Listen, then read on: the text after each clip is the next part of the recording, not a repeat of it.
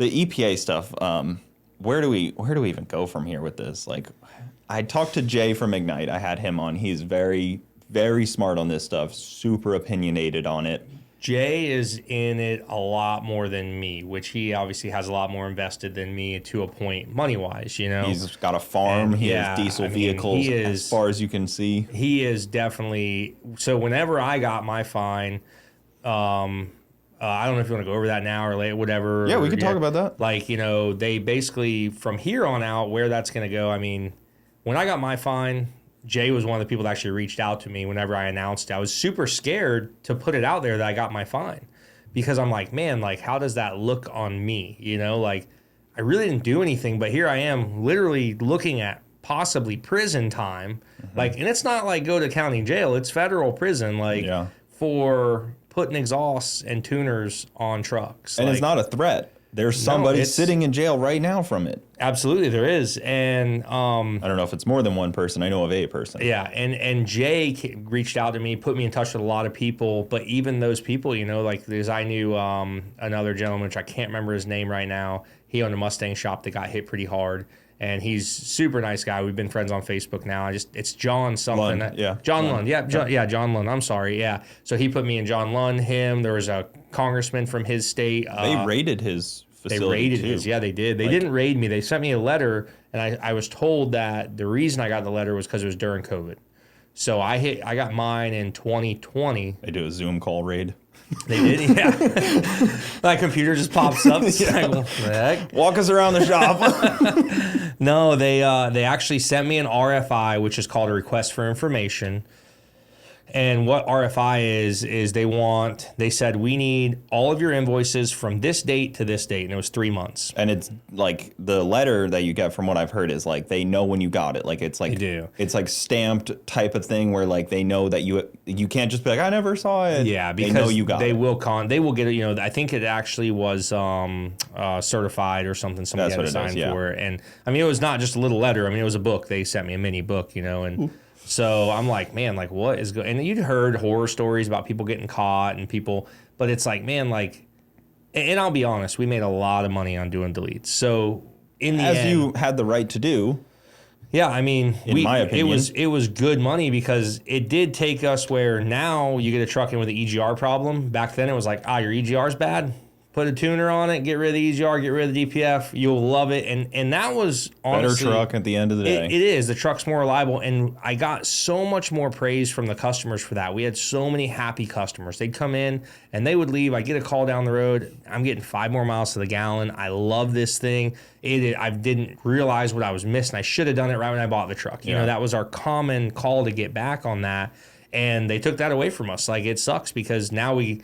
put an engine in somebody's truck, they get it back and they're like, thanks. I just spent a lot of money to put an engine in here that, you know, and it's like, you know, just, I don't know, just a little bit was just, it was really nice to be able to do that for people. And you got their feedback where they were super happy. But they sent me an RFI. I was like kind of freaked out and I got a lawyer, an attorney. I called around, talked to some people. A lot of attorneys too, this is something, you call like an environmental attorney, he has no idea about this stuff. You'd be surprised at how minimal attorneys are that know what is going on and know how to fix this stuff. Unfortunately, no one does. No. I sat down with the local congressman, their main assistant, and told her all about this. And she was like, we had no idea. And I was like, well, what do you guys think? And she's like, well, we have a lot of other problems going on. I'm like, that's not the answer that the person wants to hear that's dealing with this stuff. The problem is it's not a big enough issue, and I literally was ready to make a thing and go to like Capitol Hill and have everybody park their cars in front of Capitol Hill, and if I get arrested, I get arrested. It is what it is. Like, I was ready to do it, and I never did it. I was wanting to do it. I was like, man, we should do it. And I don't know, I asked a few people, and everybody was like, I would go.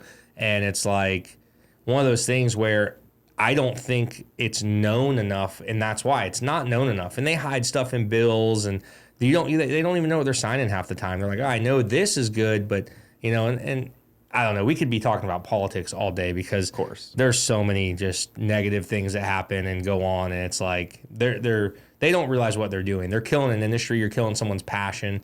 I mean, this is not. They can say what they want. It's not hurting people. It's not hurting the earth. It's not. Our Earth can sustain this no problem. There's far bigger fish to fry. But as my attorney told me, we don't have enough money. He said, your industry, the automotive industry, and he's taking care of a lot of the guys in the automotive industry. He said, you don't have enough money to fight it. Your industry doesn't make enough money to fight it, because the people that are going to fight against you are oil industries, gas industries. They have them in their pockets. Yeah. So he says that's the industries you're going to be fighting against. Even though, like, yes, we're the automotive industry, but this problem affects the farming industry. It affects the RV industry, which is tiny. It affects the trucking industry, which is massive. It affects massive amounts. It does, but they don't see it. And that the boating way. industry too. The boating I heard is getting really bad too. Yeah, So- like people with, and those people do have money. Yeah. The people with the big 70-foot yacht does have I think money. it's Viking. I read where they were like, we cannot meet your requirements. Yeah. Like, we can't make this boat perform, or this engine with this boat cannot perform. And they were like, we can't make another boat right now. They don't care. They're Yeah. like, oh, okay. Oh well, yeah. They I don't guess care. you go out of business. Yeah, pretty much. That's how it is. It's terrible how that is. I mean, This is how we feed 50 families by making these boats, and you're Easily. going to put us out of business. Yeah, that's what we're doing. Yep. Oh, No remorse, no care. It is what it Okay. is. Yep. but 'Cause- but we're going to tax you if you try to make them out of the country. yeah. Now you're going to be taxed more if you make them out of the country. Yeah. So So then make your choice. Either just fold or, figure it out. Yep. Get some better engineers. Yep, and that's what they're saying. They're like, we can't even we haven't found a way to engineer it how they want us to. So I mean, it's I don't know. It's a bad deal. It's just bad, and the whole situation.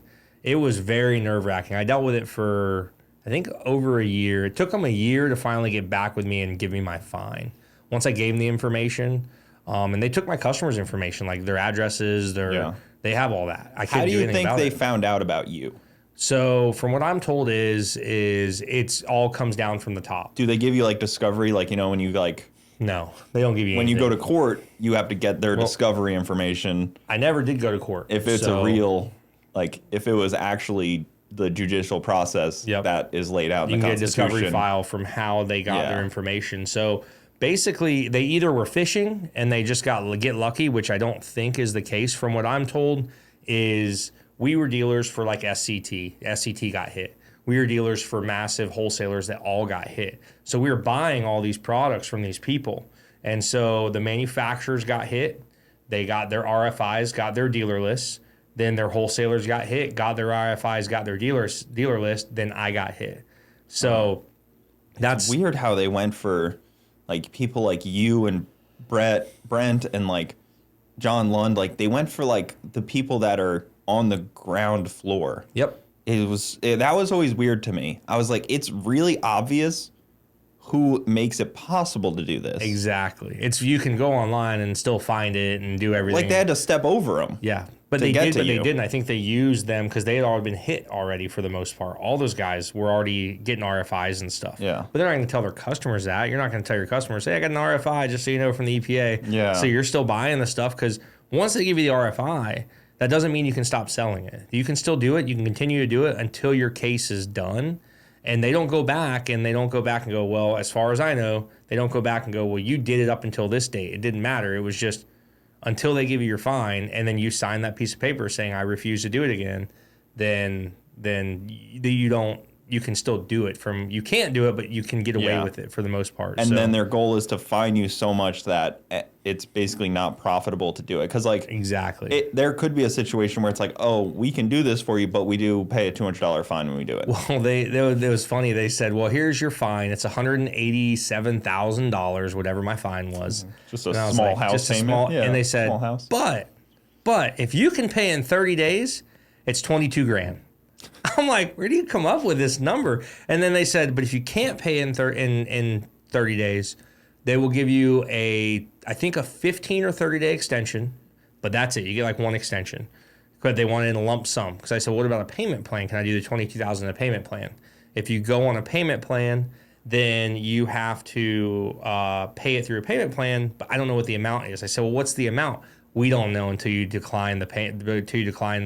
So they won't tell you that amount. So your payment plan could be the $180 whatever $1,000. Yeah. And you don't know that. They don't tell you. It's like a game. They're like, well, if you decline that, spin the wheel. Yeah, it's like if you told me like I go on a payment plan for 5 years and it was 25 grand, I'd go, okay, that might be reasonable. That might be better rather than, taking a huge chunk of your savings out or whatever, the business account out.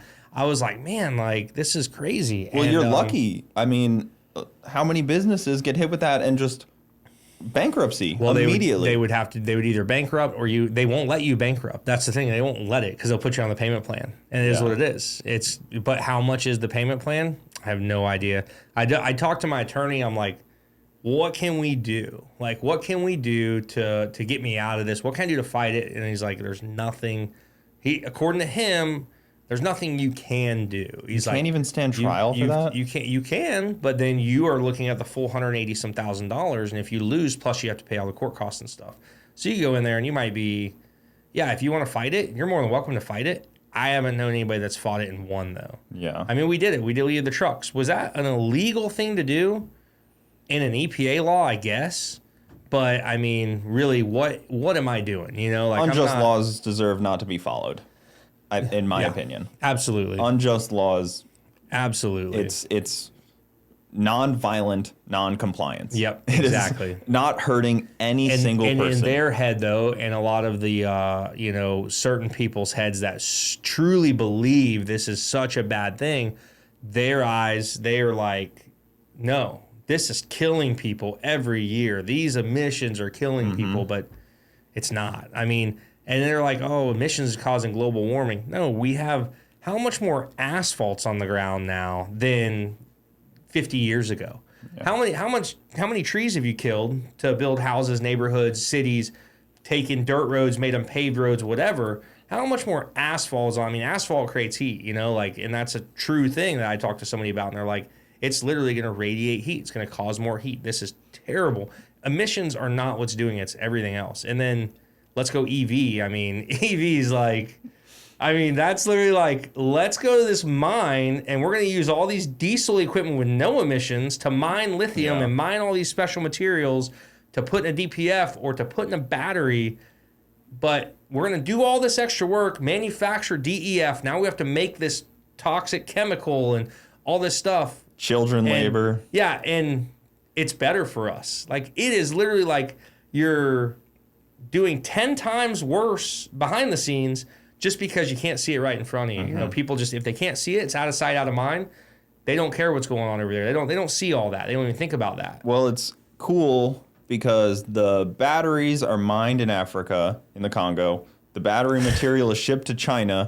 Then some of it's assembled in China. Then they ship it over to like Sweden for another assembly. Then they ship it over to the U.S. Obviously, to ship it, it's all done by an electric vehicle, right? Yeah. To ship it is all done by electric vehicle. They're not using trains. They're not using cruise ship or not cruise. They're not using container ships or massive mega ships, and they're not doing any of that. Airplanes. Yeah, they're not using airplanes. Like, come on, like it's literally like, it's amazing to me how close-minded some people can be. I'll throw this out now too. I am talking and looking for people that are experts on climate change to come on to talk to me. If anybody, I know of a few people that I've been trying to get a hold of to come on here that are like completely very knowledgeable on this. Definitely, that would be an episode for Doug Cook to come join. Yeah. But I'd love to find somebody that like is knowledgeable and has, I hate to say, fits my agenda, but that's the best use of. I mean, if somebody has the facts, then I'll great. have them on both sides. Absolutely. I mean, I want whatever's right. And the thing is, I sat there for days, nights on end, where I'm just like, I work during the day, and then at night I'm like, all right, I'm researching this. It's very hard to find for a regular person to go find research on this stuff.